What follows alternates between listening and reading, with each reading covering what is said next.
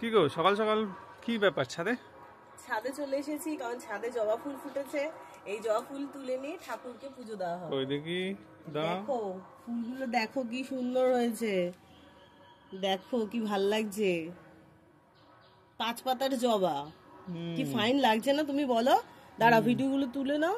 আমি আবার ছিটতে পারছি না, কি টাইট একটু কি বড় হবে নাকি? এই দেখো কি সুন্দর লাগছে।